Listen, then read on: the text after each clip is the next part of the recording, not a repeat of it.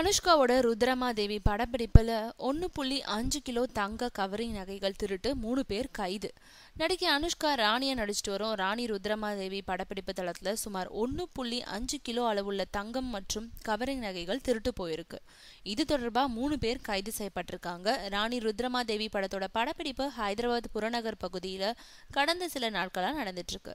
மன்னர் காலத்து கதையான இந்த படத்துல அனுஷ்கா ராணா ஆகியோர் நடிச்சிட்டு இருக்காங்க. காக்தியா மன்னர் பத்தின படம் இதுன்றதுனால இதுல நடிக்கும் நடிகர்கள் அதிக அளவு நகைகளை அணிஞ்சு நடிச்சிட்டு இருக்காங்க. இதுக்காக சென்னையில இருந்து பல லட்சம் ரூபாய் செலவுல கவரிங் நகைகள் வாடகைக்கு எடுக்கப்பட்டிருந்தது. இந்த நகைகள் ரவி சுப்பிரமணியம் என்பவர்கிட்ட ஒப்படைக்கப்பட்டு பாதுகாப்புக்காக வச்சிருக்கோம் படி வலியுறுத்தப்பட்டிருந்தது.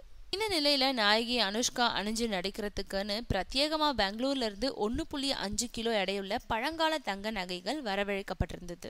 அனுஷ்கா படப்பிடிப்பு மதியம் தான் நடைபெற இருந்ததுனால அந்த நகையும் ரவி சுப்பிரமணியன் பொறுப்புல கொடுக்கப்பட்டிருந்தது. மதிய உணவின் போது நகைப்பெட்டிய மேக்கப் மேன் டிரைவர் இருக்கை பின்புறம் வச்சுட்டு ரவி சுப்பிரமணியம் சாப்பிட போயிருக்காரு. 15 நிமிடங்கள் கழிச்சு ரவி சுப்பிரமணியம் திரும்பி வந்து பார்த்தப்போ நகைப்பெட்டி திறந்து கிடந்ததா சொல்லப்படுது. அதுல இருந்த எல்லா நகைகளுமே மாயமாக இருந்தது.